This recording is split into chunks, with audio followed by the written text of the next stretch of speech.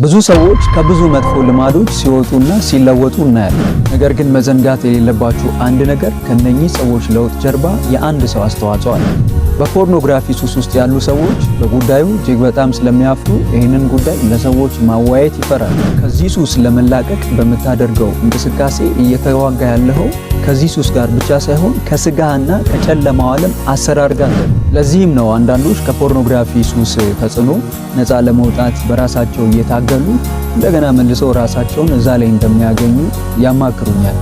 እዚህ ጋር ማድረግ ያለባችሁና ማስተዋል ያለባችሁ ነገር ይሄ ሲሆን ሰላም ቅዱሳን የተወደዳችሁ ወደ ሆሊ ቲቪ ኢትዮጵያ ዩቲዩብ ቻናል ቤተሰቦች እንዴት አላችሁ?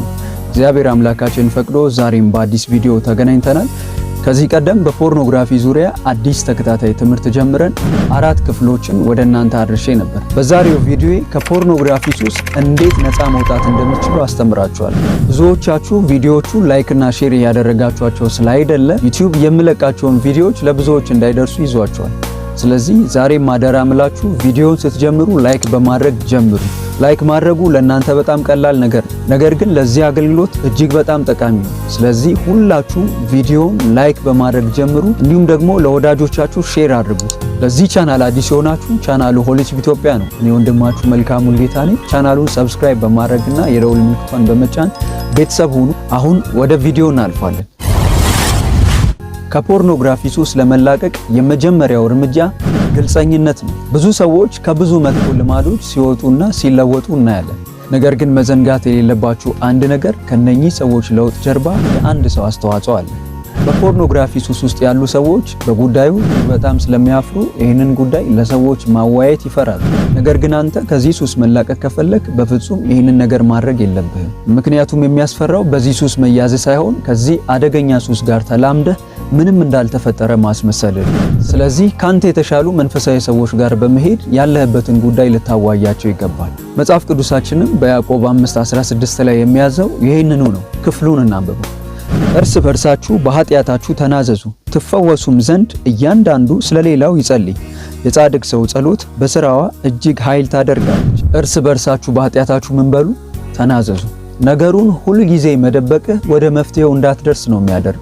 በሰውነት ላይ እባጭ ቢወጣና ወደ ሆስፒታል ሄደ ዶክተሩ መድኃኒት እንዳዝልህ እባጩን አሳየኝ ቢልህ አይ እፈራለሁ ወይም ደግሞ የለም እንደማትለው ሁሉ ከፖርኖግራፊም ሱስ ፍጹም ነፃ ለመውጣት ጉዳዩን ለሰዎች ልታዋይ ይገባሃል። ነገር ግን እዚህ ጋር እጅግ መጠንቀቅ ያለባችሁ ነገር ጉዳዩን የምታዋዩት አስቀድሜ እንዳልኳችሁ መንፈሳዊ ለሆነ ለምታምኑት ሚስጥር ጠባቂ ነው ብላችሁ ለምታስቡት ሰው ብቻ ነው እንጂ ለማንኛውም ሰው አይደለም። ሁለተኛው ከፖርኖግራፊ ሱስ ለመላቀቅ መውሰድ ያለባችሁ እርምጃ ንስሐ ነው። በመጀመሪያ ደረጃ ፖርኖግራፊ ኃጢአት ነው። ስለዚህ እንደ ማንኛውም ኃጢአት ንስሐ ያስፈልገዋል። ንስሐ የኃጢአትን ስርየት የምናገኝበት ብቸኛው የእግዚአብሔር ጥበብ ነው። እውነተኛ ንስሐ የቃላት ኑዛዜ ብቻ ሳይሆን መመለስም ጭምር ነው። እግዚአብሔር አምላክ ደካሞችና እጅግ በጣም በስጋችን ልንፈተን እንደምንችል ስለሚያውቅ አስቀድሞ ንስሐ የተባለውን በረከት አዘጋጅቶልናል። በንስሐ ውስጥ ተመልሰን ወደ ተውነው ኃጢአት እንዳንገባ የሚያደርግ ስውር የእግዚአብሔር ኃይል አለ። ይህም ጸጋ ይባላል። መጽሐፍ ቅዱሳችን በዚህ ዙሪያ በቲቶ መጽሐፍ ምዕራፍ 2 ከቁጥር 11 እስከ 13 እንደዚህ ይላል። ሰዎችን ሁሉ የሚያድን የእግዚአብሔር ጸጋ ተገልጧልና ይህም ጸጋ ኃጢአተኝነትንና ዓለማዊነትን ክደን አስተውሉ። ኃጢአተኝነትንና ዓለማዊ ምኞትን ክደን የተባረከውን ተስፋችንን እርሱም የታላቁን የአምላካችንንና የመድኃኒታችንን የኢየሱስ ክርስቶስን ክብር መገለጥ እየጠበቅን ራሳችንን በመግዛትና በጽድቅ እዚህ ጋር ይሰመርበት፣ ራሳችንን በመግዛትና በጽድቅ እግዚአብሔርንም በመምሰል በአሁኑ ዘመን እንድንኖር ያስተምረናል። ራሳችንን ምን በማለት በመግዛትና በጽድቅ እንድንኖር የሚያደርግ ነው እንግዲህ ይሄ ጸጋ።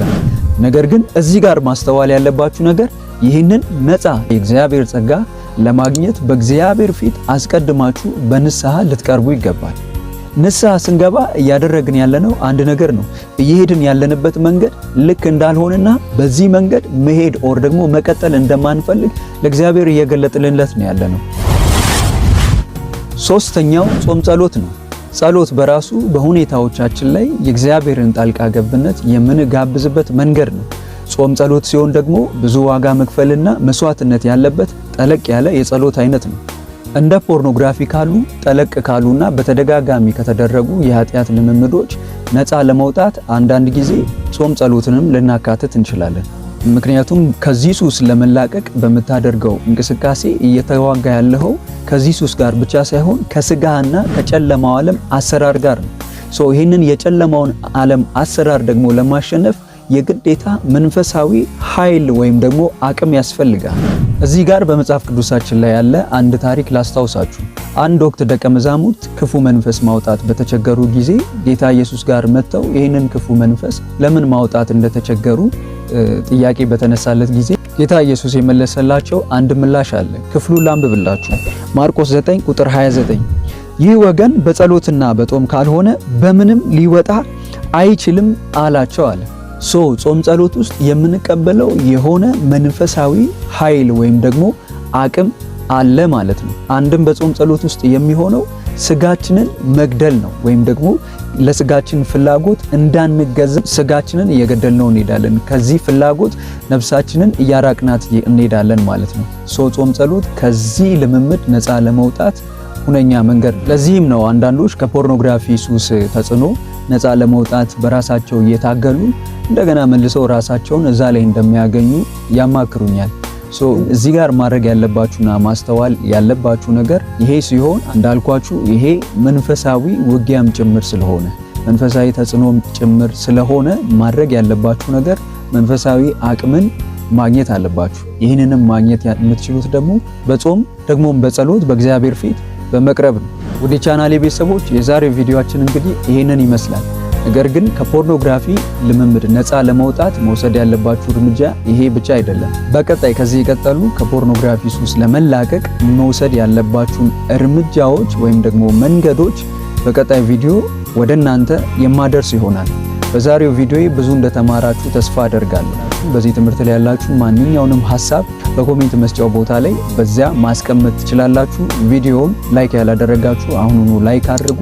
ለወዳጆቻችሁ ደግሞ ይህንን ቪዲዮ ሼር በማድረግ ብዙዎች ጋር እንዲደርስ አድርጉ። ሁላችሁም ቪዲዮውን ላይክ ሳታደርጉ እንዳትወጡ። ወዳችኋለሁ። ተባረኩልኝ። ቻናሉ ሆሊ ቲቪ ኢትዮጵያ ነው። እኔ ወንድማችሁ መልካሙን ጌታ ነበርኩኝ። ለቻናሌ አዲስ ሆናችሁ ቻናሌን ሰብስክራይብ በማድረግ እንዲሁም የደውል ምልክቷን በመጫን እንዲህ ያሉ ትምህርቶችና ሙሉ የኔን አገልግሎት ማግኘት ትችላላችሁ። በቀጣይ ቪዲዮ እስከምንገናኝ ሻሎም።